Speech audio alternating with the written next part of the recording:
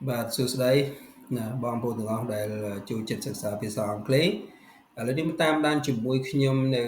មេរៀនបន្តទៀតគឺមេរៀនទី37 Daily English គឺភាសាអង់គ្លេសប្រចាំថ្ងៃ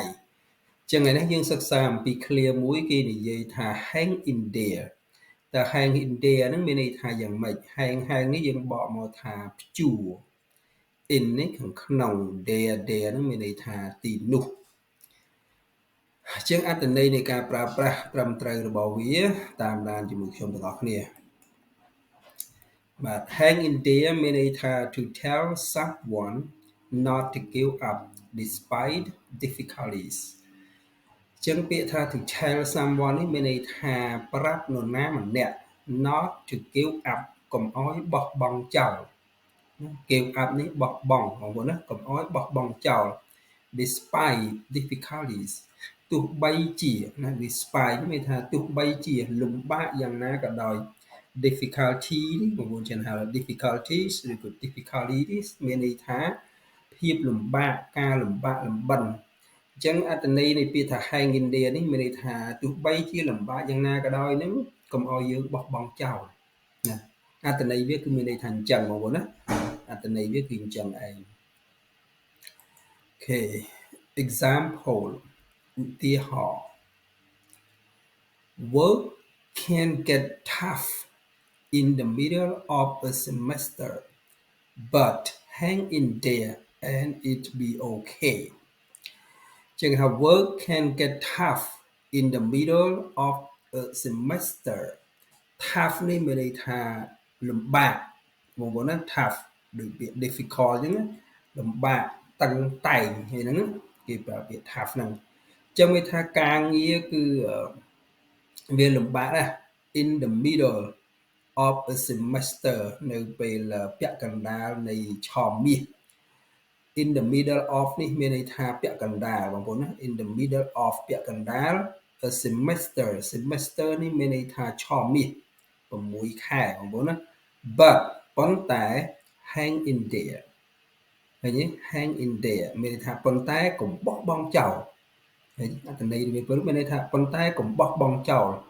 កុំប្រញាប់ចុះចាញ់ខ្មែរយើងមួយទៀតថាកុំប្រញាប់ចុះចាញ់ and it'll be okay it be okay នេះមានន័យថាវានឹងមិនអីទេណាវានឹងមិនអីទេអញ្ចឹងអត្ថន័យវាប៉ុណ្ណឹងបងប្អូនណា work can get tough in the middle of a semester but hang in there and it'll be okay ឃើញទេការងារវាតែងតែលំបាកចឹងហើយនៅក្នុងពេលពាក់កណ្ដាលឆមាសប៉ុន្តែកុំបោះបង់ចោលអីកុំប្រញាប់ចុះចាញ់អីវាមិនអីទេណាវាមិនអីទេគឺថាវានឹងប្រសើរឡើងក៏បានដែរបងប្អូនណាវានឹងប្រសើរឡើងបាទចឹងតាមដានជាមួយខ្ញុំលើឧទាហរណ៍មួយទៀត we almost ready so just hang in there មានថាចិត្តរួចរាល់ហើយ almost ready ចិត្តរួចរាល់ហើយមានថាអ្វីដែលពួកយើងធ្វើនឹងគឺចិត្តរួចរាល់ហើយ so just hang in there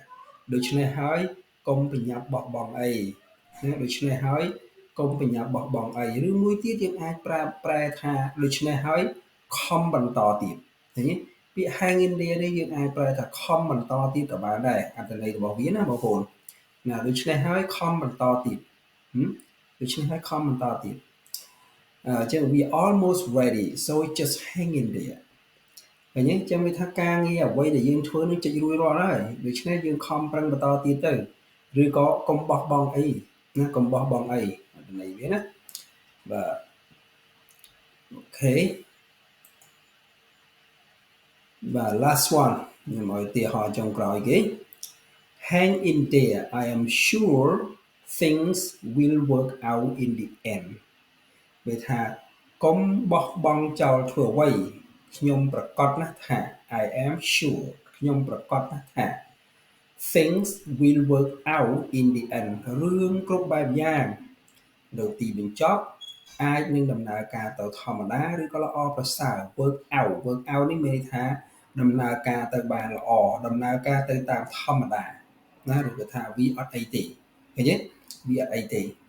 ចឹង hang in there I am sure things will work out in the end in the end នេះមានន័យថានៅទីបញ្ចប់ណានៅទីបញ្ចប់ឬក៏នៅទីចុងបំផុតចឹង hang in there ណាកុំប្រញាប់បោះបង់អី I am sure things will work out in the end ការងារគ្រប់បែបយ៉ាងនៅទីបំផុតនឹងដំណើរការទៅធម្មតាបាទចឹងគឺសម្រាប់មេរៀននេះប៉ុណ្ណឹងហើយបងប្អូនតាមដានជាមួយខ្ញុំទាំងអស់គ្នានៅមេរៀនបន្តទៀតណាបាទអរគុណ